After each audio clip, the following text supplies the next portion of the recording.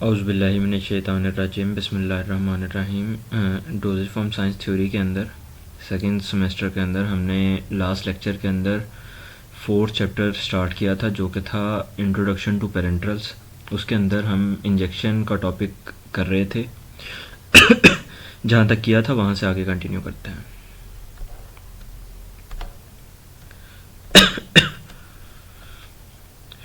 Insulin injection को exception के तौर पे लेते हुए उसके अलावा जितने भी इंजेक्शंस हैं उनको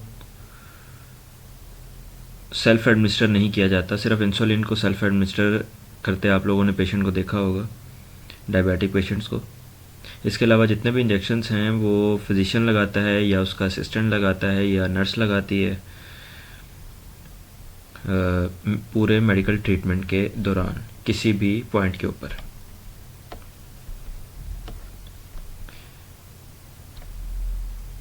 जो इंजेक्शंस लगाए जाते हैं फिजिशियन के थ्रू, उसके असिस्टेंट के थ्रू या नर्स के थ्रू, वो मोस्टली हॉस्पिटल्स के अंदर होते हैं, एक्सटेंडेड केयर फैसिलिटी के अंदर होते हैं, क्लिनिक्स के अंदर होते हैं, या बहुत ही कम घरों में होते हैं। घरों में भी उसको एक स्पेशलाइज्ड पर्सोनल ही लगा रहा है इंजेक्शन, जो कि या तो फिजिशियन है या नर्स है या फिजिशियन का असिस्टेंट है या इससे रिलेटेड कोई health worker.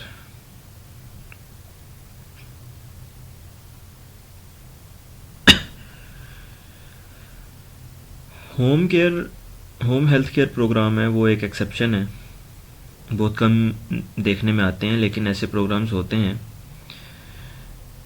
Home health care programmes जो होते हैं उनके अंदर जो हेल्थ प्रोफेशनल्स हैं वो पेशेंट्स के होम पे शेड्यूल विजिट्स देते हैं। होम केयर जो प्रोग्राम्स होते हैं ये ऐसे पेशेंट के लिए होते हैं जिनको इंट्रावेनस थेरेपी की ज़रूरत होती है।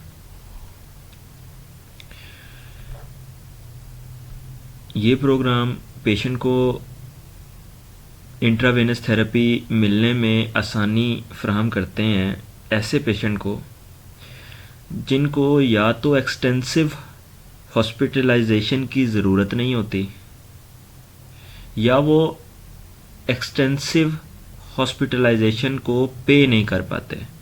तो उनके लिए एक सस्ता तरीका है कि उनकी जो केयर है वो घर में होती रहे, और इंट्रावेनस जो थेरेपी है उसके लिए टाइम टू टाइम कोई हेल्थ केयर प्रोफेशनल आता रहे और वो एडमिनिस्टर करता रहे, और घर वालों को कुछ या जो अटेंडेंट्स हैं उनको कुछ इंस्ट्रक्शन दे के चला जाए।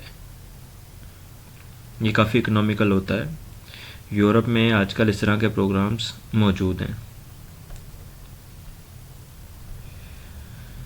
फार्मासिस्ट का काम होता है इन इंजेक्टेबल प्रिपरेशंस को प्रिपेयर करना और सप्लाई करना फिजिशियन को, नर्स को, या जिस भी हेल्थ केयर प्रोफेशनल को रिक्वायर्ड हैं,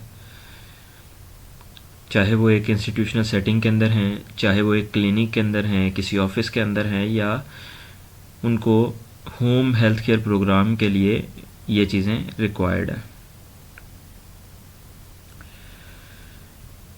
अगर हिस्ट्री की बात की जाए तो जो अर्लीस्ट इंजेक्टेबल ड्रग जिसने ऑफिशियल रिकग्निशन हासिल की, जिसको ऑफिशियल किया गया, मतलब जो ऑफिशियल बुक्स के अंदर शामिल कर दी गई,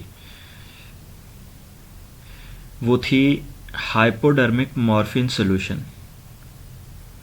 जो कि 1874 के अंदर जो एडेंडम आया 1876 ब्रिटिश फार्माकोपिया का, मतलब ब्रिटिश फार्माकोपिया आया 1876 के अंदर, उसमें 1874 के अंदर एडेंडम कुछ चीज़ें ऐड की गई। तो जो ब्रिटिश फार्माकोपिया का फर्स्ट एडिशन था 1867 में, उसके जो बाद के एडिशन आए और उसमें जो एडिशन किया गया 1874 के अंदर, उसमें पहली बार हाइपोडर्मिक मॉर्फिन सॉल्यूशन को ऑफिशियली रिकॉग्नाइज किया गया। अगर हम बात करें यूनाइटेड स्टेट की तो 1888 के अंदर फर्स्ट एडिशन आया national फार्मूलरी of the United states का, उसके अंदर इसको ऑफिशियली रिकॉग्नाइज किया गया।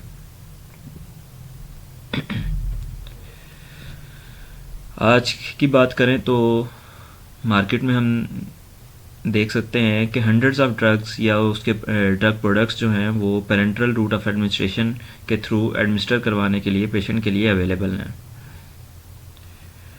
टॉपिक का बेटा चैप्टर का ये पार्ट लिया गया है section 7 chapter 15 Ansel's pharmaceutical dosages form and drug delivery system से। नेक्स्ट चलते हैं अगले टॉपिक पे। हमारा नेक्स्ट टॉपिक है official types of injections. USP के मुताबिक इंजेक्टेबल मटेरियल्स को 5 जनरल टाइप्स के अंदर रखा गया है, 5 क्लासेस के अंदर रखा गया है जितने भी इंजेक्टेबल मटेरियल्स हैं उनको। इन्हीं 5 टाइप्स के अंदर एडिशनल सब्सटेंसेस ऐड की जा सकती हैं जिन्हें एडिड सब्सटेंसेस बोला जाता है, जो कि हो सकती हैं डिफरेंट बफर्स, डिफरेंट प्रिजर्वेटिव्स या इस तरह की और चीज़ें। हम उन 5 कैटेगरीज को पढ़ लेते हैं जिससे हमें इंजेक्शन को समझने में बहुत ज़्यादा आसानी होगी।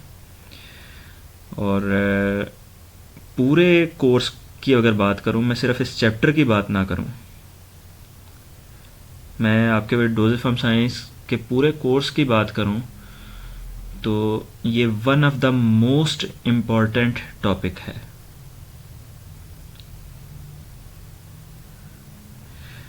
पहली जो टाइप है इंजेक्शन। इंजेक्शन क्या होता है? Liquid preparations that are drug substances or solutions thereof। Injections क्या होते हैं? लिक्विड प्रिपरेशन, सॉलिड या गैस चीज़ इसमें से हमने निकाल दी, ठीक है। हमने सिर्फ किस चीज़ को पिक किया? Liquid preparations that are drug, जो कि ड्रग्स हैं। मतलब या तो जो लिक्विड प्रिपरेशन तो है हमारे पास, वो या तो खुद ब खुद ड्रग है,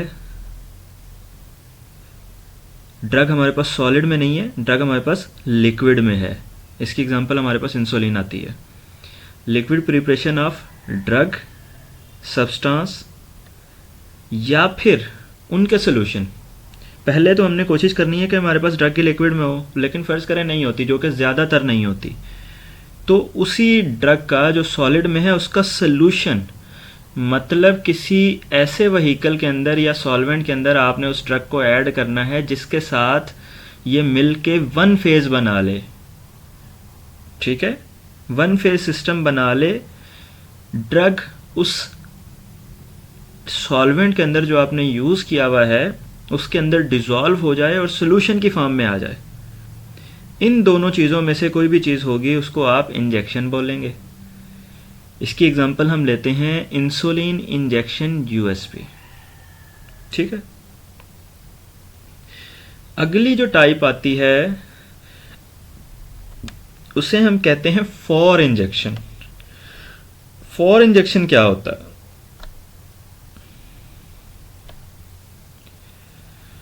फॉर इंजेक्शन होता है ड्राई सॉलिड्स। देखो, पहले जब हमने इंजेक्शन पढ़ा उसमें लिक्विड की बात की है, यहाँ पे हम शुरू ही कहाँ से कर रहे हैं? ड्राई सॉलिड से। ये डिफरेंस है इंजेक्शन और फॉर इंजेक्शन के अंदर। Dry solids that upon addition of suitable vehicles yields solutions conforming in all respects to the requirements for injections. Dry solids, कैसे dry solids? ऐसे dry solids that upon addition, जो कि addition पे, किस चीज़ के addition पे? suitable solvent के addition पे या suitable vehicle के addition पे yield result करते हैं in solutions conforming in all respect to the requirement of injections. Dry solids, उसके अंदर आपने एडिशन किया suitable vehicle का, और suitable vehicle के एडिशन के बाद उन लोगों ने ऐसे ही सोल्यूशन बना दिए जो कि हर तरह से, हर रिस्पेक्ट से जो ऊपर हमने इंजेक्शंस पढ़े हैं उनकी रिक्वायरमेंट्स को पूरा कर रहे थे. ठीक है, उनकी रिक्वायरमेंट्स क्या थी? इंजेक्शन की रिक्वायरमेंट थी या तो वो लिक्विड प्रिपरेशन हो या वो सोल्यूशन हो ड्रग सब्सटेंस का. ठीक है, ये हमारे पास रिक्वायरमेंट थी इंजेक्शन की. फॉर इंजेक्शन क्या है कि हैं तो वो ड्राई सॉलिड, लेकिन आप जब उसमें सूटेबल व्हीकल ऐड करते हैं, इसमें पहले से ऐड थी सारी चीज़ें पहले वाले में, दूसरे वाले में क्या किया, आपको सूटेबल व्हीकल ऐड करना पड़ेगा. उस सूटेबल व्हीकल के ऐड करने के बाद वही चीज़ बन जाए जो पहली हेडिंग के अंदर हमने पढ़ी है, तो हम उन चीज़ों को फॉर इंजेक्शन बोलेंगे और इस कैटेगरी के अंदर रखेंगे. इसकी एग्जांपल हमारे पास है cefuroxime for injection USP. Dry solid पहले हैं, सूटेबल व्हीकल ऐड किया, अब उसके बाद इनको वन फेज बन जाना चाहिए. अगर ये वन फेज बन जाते हैं तो इसका मतलब ये उसी तरह हो गए हैं जिस तरह ये पहली कैटेगरी थी. स्टार्टिंग पॉइंट दोनों का चेंज है, एंडिंग पॉइंट सेम है. ठीक है, तीसरी जो कैटेगरी है उसे हम कहते हैं बेटा injectable emulsion. Liquid preparation of drug substance, फिर दोबारा लिक्विड आ गई. ठीक है, liquid preparation of drug substance dissolved और dispersed in a suitable emulsion medium. ठीक है, ऊपर हमने जो पढ़ा है फॉर इंजेक्शन के अंदर हमने क्या पढ़ा है, सूटेबल व्हीकल हमने कह दिया. ठीक है, उसमें और इसमें क्या चेंज है कि हमने यहाँ पे बता दिया कि जो इमल्शन का मीडियम होगा, मतलब जो मीडियम हम यूज़ कर रहे हैं वो एक इमल्शन मीडियम है. इमल्शन हम पढ़ चुके हैं क्या होता है, ऑयल इन वाटर होता है या वाटर इन ऑयल होता है, मतलब ऑयल भी होता है वाटर भी होता है. फॉर इंजेक्शन में तो हमने कह दिया कोई भी सूटेबल व्हीकल. यहाँ पे हमने कह दिया कि नहीं, ऑयल भी होना चाहिए, वाटर भी होना चाहिए और एक इमल्शन मीडियम होना चाहिए हमारे पास, ऑयल इन वाटर हो या वाटर इन ऑयल हो. इंजेक्टेबल इमल्शन के अंदर लिक्विड प्रिपरेशन हो ड्रग की. ठीक है, जिस तरह के हमने पहली कैटेगरी में पढ़ा था, लेकिन पहली कैटेगरी में हमने ये कह दिया था कि वो सोल्यूशन बनाए, मतलब वन फेज सिस्टम बनाए. यहाँ पे ऐसा पॉसिबल ही नहीं है, क्योंकि यहाँ पे तो इमल्शन जब मीडियम होगा तो वो कम से कम दो फेज तो होंगे ना, कम से कम दो होंगे, तीन भी हो सकते हैं, क्योंकि एक ऑयल है एक वाटर है, वो सेम चीज़ तो बन ही नहीं सकता, सिंगल फेज तो कभी बन ही नहीं सकता. तो इसमें हमने क्या कर दिया कि liquid preparation of drug substance dissolved और डिस्पर्स्ड, या तो वो डिसॉल्व हो जाए, पहले तो ये है कि ड्रग को हमने लिक्विड प्रिपरेशन में कन्वर्ट कर देना है, हो गया. उसके बाद या तो वो डिसॉल्व हो जाए किस चीज़ के अंदर, उसके वाटर पार्ट के अंदर इमल्शन मीडियम के, या उसके ऑयल पार्ट के अंदर, या फिर डिस्पर्स हो जाए किस चीज़ के अंदर, या तो ऑयल पार्ट के अंदर या एक्वस पार्ट के अंदर सूटेबल इमल्शन मीडियम के. ठीक है, तो जो चीज़ बनेगी वो हमारे पास इंजेक्टेबल इमल्शन कहलाएगी. इसकी एग्जांपल हमारे पास प्रोपोफोल है. Propofol injectable emulsion USP.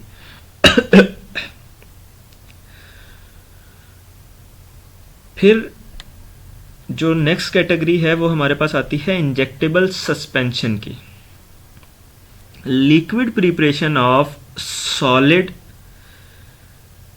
ठीक है, ये फिर वही कैटेगरी, स्टार्टिंग पॉइंट इसका वही है जो हमारा फॉर इंजेक्शन का था, ठीक है, सॉरी फॉर इंजेक्शन का नहीं, इंजेक्शन का जो था पहले वाली कैटेगरी का था। लेकिन इसमें थोड़ा सा चेंज है, liquid preparation of solid suspended in a suitable medium, वहाँ पे हम कह रहे थे कि वन फेज बनना चाहिए, यहाँ पे हम कह रहे हैं कि वन फेज कतई नहीं बनना चाहिए, लिक्विड प्रिपरेशन होनी चाहिए लेकिन उसके अंदर दूसरा फेज सस्पेंड हो सॉलिड की फॉर्म में एक सूटेबल लिक्विड के अंदर, एक सूटेबल लिक्विड मीडियम के अंदर। मतलब सॉल्वेंट लिक्विड है, सोल्यूट हमारे पास सॉलिड है, अच्छा उस सॉलिड को भी हम डिसॉल्व नहीं होने देना चाह रहे, हम चाह रहे हैं कि ये सॉलिड सस्पेंड करे एक सूटेबल लिक्विड मीडियम के अंदर, ठीक है। जिस तरह हमने सस्पेंशन पढ़ी थी बिल्कुल ये उसी तरह की सस्पेंशन है, बस ये इंजेक्टेबल सस्पेंशन होगी। इसकी एग्जांपल हम पढ़ेंगे methyl prednisolone acetate suspension USP. Last category, fourth हमने पढ़ा था इंजेक्टेबल सस्पेंशन, अब फिफ्थ है for injectable suspension. Dry solids that upon addition of suitable vehicle yield preparation conforming in all respects to the requirement for injectable suspensions। क्या चीज़ है, starting point वही है जो सेकंड का था, ठीक है, वहाँ पे भी ड्राई सॉलिड थे और यहाँ पे भी ड्राई सॉलिड हैं, वहाँ पे भी हम सूटेबल व्हीकल ऐड कर रहे थे, यहाँ पे भी हम सूटेबल व्हीकल ऐड कर रहे हैं, लेकिन सूटेबल व्हीकल के बाद जो प्रिपरेशन बन रही थी उसकी हम कह रहे थे कि इंजेक्शन वाली बननी चाहिए, मतलब फर्स्ट कैटेगरी की बननी चाहिए, लेकिन यहाँ पे सूटेबल व्हीकल के बाद हमारे पास जो प्रिपरेशन बननी चाहिए वो फोर्थ कैटेगरी की बननी चाहिए, in all respect to the requirements of injectable suspension. मतलब आप जब सूटेबल व्हीकल है, वैसे तो वो सॉलिड है, अब सूटेबल व्हीकल जब ऐड कर रहे हैं उसके बाद वो सॉलिड जो हैं वो सस्पेंड हो जाएं उस व्हीकल के अंदर, डिसॉल्व ना हो, सोल्यूशन ना बनाए, टू फेज सिस्टम बनाए। इसकी एग्जांपल हम क्या दे सकते हैं, इमीपेनम फॉर इंजेक्टेबल सस्पेंशन यूएसपी या सिलास्टाटिन फॉर इंजेक्टेबल सस्पेंशन यूएसपी। जो फॉर्म जिसके अंदर मैन्युफैक्चरर इन पांचों फॉर्म में से इंजेक्शन एक तैयार करता है, मतलब अब मैन्युफैक्चरर के ऊपर अगर आप छोड़ रहे हैं कि इन पांचों में से किसी भी किस्म का वो इंजेक्शन बना सकता है, तो वो डिपेंड किस चीज़ पर करता है, क्या चीज़ों को वो नज़र में रखेगा सिलेक्ट करते हुए कि मैं किस फॉर्म में इंजेक्शन बनाऊं। The form in which the manufacturer prepares a given drug for parental use depend किस चीज़ के ऊपर, on the nature of the drug, on the nature of the drug itself. किस चीज़ पे डिपेंड कर रहा है, ड्रग के नेचर पे डिपेंड कर रहा है कि इन पांचों में से कौन सी फॉर्म में हमने बनाना है।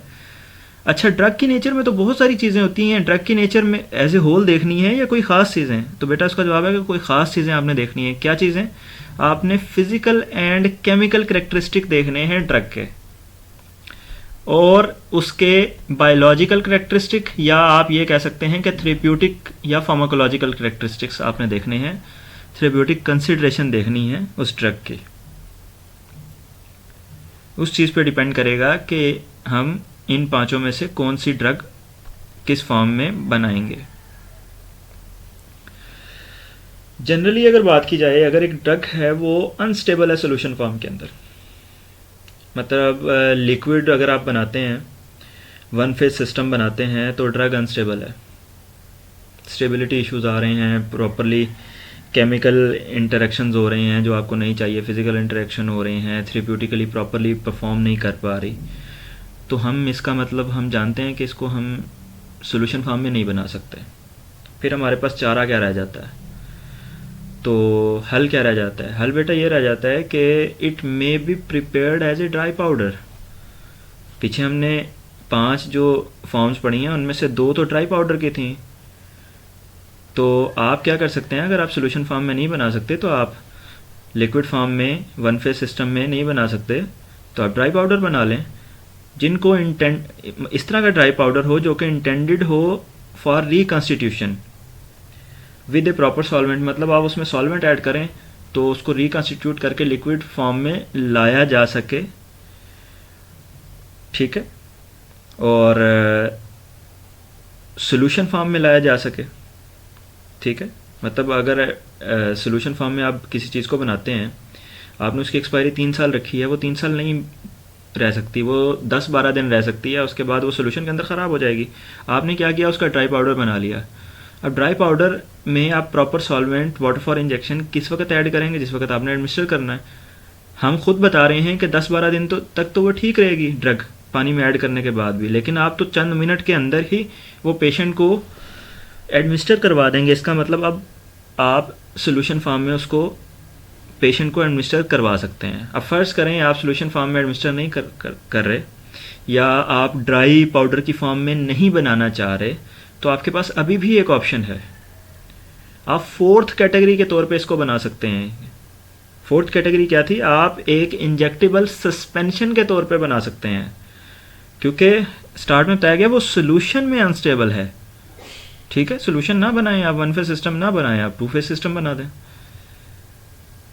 ठीक है। आगे चलते हैं। अगर एक ड्रग अनस्टेबल है वाटर के अंदर, देखो पहले सिर्फ बात की गई थी सोल्यूशन की, अब एक ख़ास व्हीकल की बात की जा रही है। If a drug is unstable in water, बहुत सारी चीज़ें हैं जो हाइड्रोलाइज कर जाती हैं वाटर की मौजूदगी में। एक ड्रग जिसकी बात की जा रही है वो अनस्टेबल है वाटर के अंदर, तो अब हमारे पास क्या सिचुएशन आती है, क्या हमारे पास हल बचते हैं। जो सॉल्वेंट हमने यूज़ करना है उसको रिप्लेस किया जा सकता है इन पार्ट वाटर का कुछ हिस्सा, मतलब अगर डिस्ट्रॉय हो रही है, अब डिस्ट्रॉय भी तो किसी वाटर की ख़ास क्वांटिटी में हो रही है। लेट्स से आप कहते हैं कि 50% वाटर की जो क्वांटिटी है उसके अंदर ड्रग डिस्टेबलाइज हो जाती है, 49 पे नहीं होती, 45 पे नहीं होती, 40 पे नहीं होती, 30 पे नहीं होती। तो आप देख लें, आप इन पार्ट वाटर को, मतलब वाटर में सॉल्युबल तो है लेकिन अनस्टेबल है, ठीक है। तो आपने क्या किया कि वाटर का कुछ हिस्सा किसी और सॉल्वेंट से एक्सचेंज कर दिया। पहले 100% वाटर आप यूज़ कर रहे थे, अब आप 30% या 35% वाटर यूज़ कर रहे हैं। तो यहाँ पे भी जो अनस्टेबिलिटी है वो ख़त्म होगी, क्योंकि अनस्टेबिलिटी आ रही थी 50% वाटर के ऊपर। अच्छा, और क्या चारा हमारे पास बचता है कि या आप मुकम्मल तौर पे किसी ऐसे सॉल्वेंट से वाटर को चेंज कर देते हैं, मतलब पहले तो आपने वाटर का कुछ क्वांटिटी रहने दी, बाकी चेंज कर दी। यहाँ पे दूसरा जो ऑप्शन है उसमें आप मुकम्मल तौर पे वाटर को एक्सचेंज कर देते हैं किसी ऐसे सॉल्वेंट के साथ जिसके अंदर ड्रग इनसॉल्युबल है। ड्रग इनसॉल्युबल है, इसका मतलब ड्रग रिएक्शन नहीं कर रही, अनस्टेबिलिटी उसके अंदर नहीं आ रही। अगर एक ड्रग वाटर के अंदर भी इनसॉल्युबल है और आप उसको इंजेक्शन की फॉर्म में बनाना चाह रहे हैं, इंजेक्शन क्या होता है, वन फेज सिस्टम। अब इसका मतलब हम वाटर के अंदर इंजेक्शन की फॉर्म में तो नहीं बना सकते, ठीक है। और अगर वाटर उसके लिए लाजमी है, ठीक है, तो आप क्या कर सकते हैं, आपके पास ऑप्शन बचता है एक्वस सस्पेंशन का। आपको कह दिया गया, आप फार्मासिस्ट हैं, आपको कह दिया गया कि ये ड्रग इंसॉल्युबल है वाटर के अंदर, लेकिन हमने इसको लगाना आईवी है।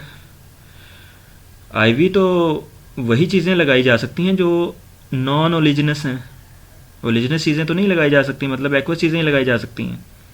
अब आपके पास वाटर लाजमी हो गया उस चीज़ में, तो वाटर के अंदर इनसॉल्युबल बोला जा रहा है, अनस्टेबल नहीं बोला जा रहा, ठीक है। स्टेबिलिटी का वाटर कोई इशू काज नहीं कर रहा, सिर्फ इनसॉल्युबिलिटी है। अच्छा, सॉल्युबिलिटी हमें रिक्वायर्ड ही नहीं है, हमें वाटर लाजमी तौर पे रिक्वायर्ड है, तो आप क्या करेंगे, आप उसको एक्वस सस्पेंशन के तौर पे बना लेंगे, फोर्थ कैटेगरी के तौर पे बना लेंगे। या फिर आप एक ऐसे सोल्यूशन के साथ बना सकते हैं, अगर फर्ज करें वन फेज लाजमी है और वाटर लाजमी नहीं है, ठीक है, तो आप उसको एक ऐसे सोल्यूशन के तौर पे बना सकते हैं जिसके अंदर आप एक नॉन एक्वस सॉल्वेंट यूज कर रहे हैं। और जैसे कि एग्जांपल के तौर पे आप ले सकते हैं वेजिटेबल ऑयल। अगर एक्वस सॉल्यूशन डिजायर्ड हो,